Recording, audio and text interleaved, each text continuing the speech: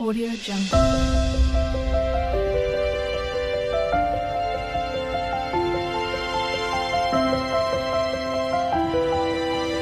Audio Jungle. Good morning বন্ধুরা, সবাই কেমন আছো? তো সবাই নিশ্চয়ই ভালো আছে, ভালো থেকো, সুস্থ থেকো। আর একটা নতুন ভিডিও নিয়ে তোমাদের সামনে চলে আসলাম। তো দেখো, সকালবেলা চা নিয়ে বসে পড়েছি, আর চাটা খেয়ে তারপরে সব কাজ বাজ সারবো। আর তারপর তোমাদেরকে একটা নতুন জিনিস দেখাবো। তো আমার ঘরের জন্য দেখো, ঘরের জন্য একটা একটা করে সব তো আর পেটে খেয়ে নিলে হবে না, না একটা একটা করে তো সঞ্চয় করে করে একটা একটা জিনিস করতে হবে সংসারের জন্য। ছেলেটা মেয়েটা বড় হচ্ছে, তারও ভবিষ্যতের কথা ভাবতে হবে, মা হয়ে, তাই না বলো? সব তো আর খেয়ে নিলে হবে না, একটা একটা করে ঘরের জিনিসও করতে হবে।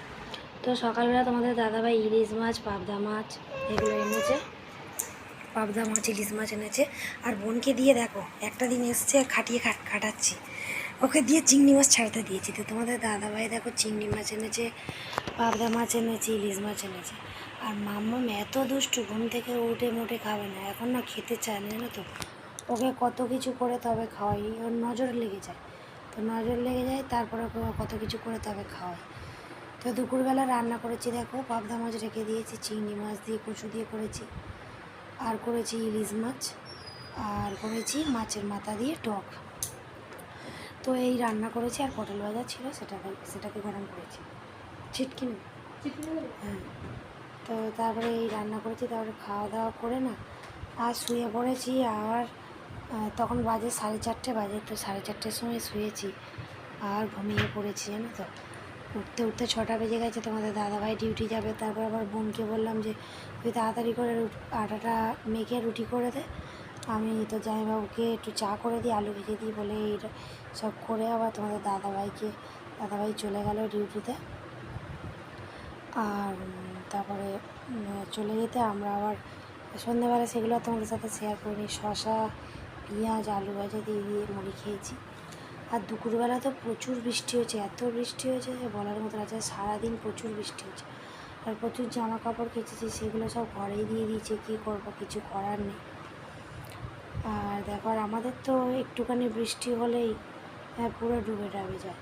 আর দুপুরবেলা তোমাদের দাদাভাই ফল কেটেছিল, সেই ফলগুলো খেলাম। আর মাম্মাম এত দুষ্টু না, ভাত খেতে চায় না মোটে, খুব দুষ্টুমি করে, বদমাইশ মেয়ে।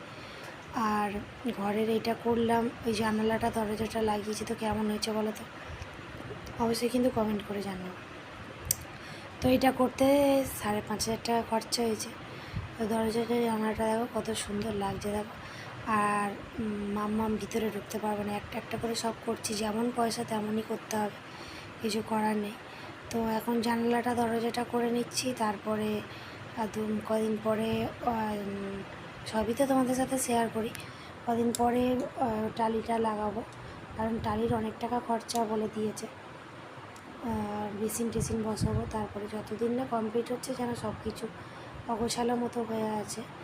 আর ওই দিকটায় তো ভাঙবো, ভেঙে ওই দিকটায় জানালা হবে, ওই দিকটা বসার রুম হবে, ডাইনিং প্রেস মতো হবে ওই দিকটায়। তো ওই দিকটা এখন করব না, এখন রান্নাঘরটা আগে সুন্দর করে করব। তো আগে জানালার দরজাটা লাগিয়ে নিয়েছে। তো দেখো, জানালার কাজটা কিন্তু খুব সুন্দর, ডিজাইনটাও খুব সুন্দর, আর দরজাটাও খুব সুন্দর আছে, তাই না বলো? তো তারপরে দুপুরবেলা তো মাছ খেয়েছি। আর রাত্রেবেলা বোন রান্না করেছে, আজকে রান্না করেছে আলু সিদ্ধ, ডাল, আর মাছ, ডিমের অমলেট করেছে। তো সেইগুলোই খাওয়া হয়েছে। আর আবার লাস্টে আইসক্রিম খেয়েছি, সেগুলো তোমাদের সাথে শেয়ার করিনি, বোনের সঙ্গে গল্প করতে করতে সব ভুলে গেছি। তো অনেক রাত্রেই খাওয়া দাওয়া করেছিলাম। Good night.